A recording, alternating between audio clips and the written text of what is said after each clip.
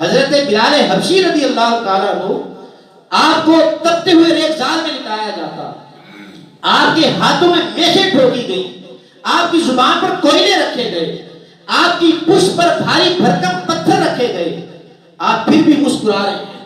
کسی نے پوچھا کہ بلال تم کیوں مسکرا رہے ہو؟ تو وہ کہنے لگے تمہیں نہیں پتا میرا رب مجھے آزما رہا ہے۔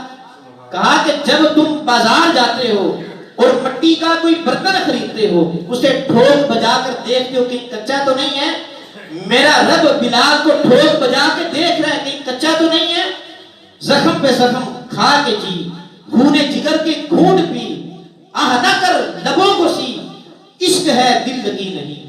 آج یہاں پر سارے عاشق رسول بیٹھے ہوئے ہیں، لیکن یہ ایسے عاشق رسول ہیں کہ ہمارے لیے داڑھی رکھنا بوجھ بنا ہوا ہے۔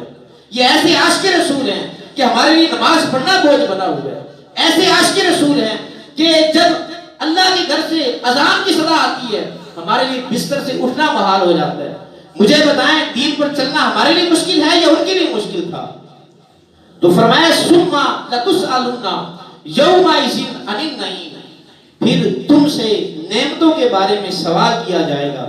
وہ نعمتیں یہ تخفیف شریعت ہے۔ ذرا انسان غور تو کرے نا، کتنی آسان شریعت دی ہے۔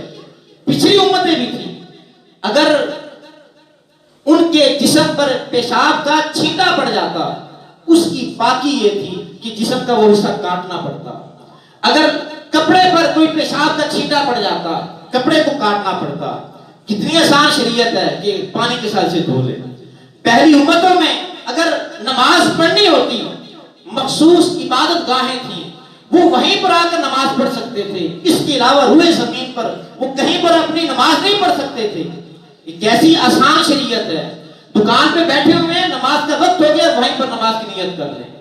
جنگل میں ہیں، کسی پہاڑ کی چوٹی پر ہیں، گھر میں ہیں، اپنے ڈیرے پر بیٹھے ہوئے ہیں، جہاں پر نماز کا وقت ہوا وہیں پر نماز کی نیت کریں، نماز پڑھنا شروع کر دیں۔ پوری زمین پاک کر دی گئی۔ حضرت موسیٰ علیہ السلام دعا کر رہے ہیں، باری تعالیٰ میں نے الواح تورات میں ایک ایسی امت کا ذکر پایا جن کے لیے پوری زمین پاک کر دی گئی ہے، باری تعالیٰ وہ میری امت بنا دے۔ اللہ نے فرمایا کہ موسیٰ وہ تو میرے پیارے احمد کی امت ہے۔ اتنی آسان شریعت، اور پھر اگر پانی نہیں ہے تیمم کر لو، کھڑے ہو کر نماز پڑھ سکتے ہو کھڑے ہو کر پڑھ لو، نہیں کھڑے ہو سکتے بیٹھ کر پڑھ لو، بیٹھ کر نہیں پڑھ سکتے لیٹ کر پڑھ لو، لیٹ کر نہیں پڑھ سکتے اشاروں کے ساتھ پڑھ لو، پڑھو صحیح، اس کی بارگاہ میں آؤ صحیح۔